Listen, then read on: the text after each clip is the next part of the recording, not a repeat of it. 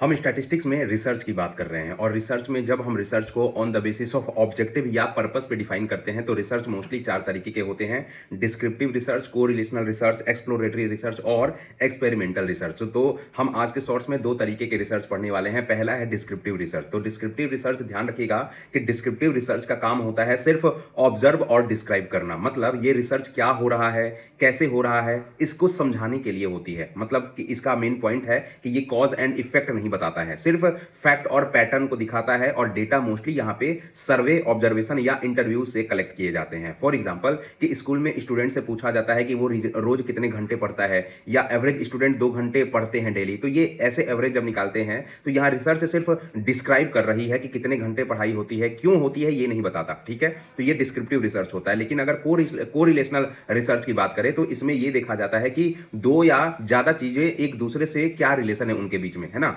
मतलब एक चीज बढ़ती है तो दूसरा बढ़ रही है या घट रही है।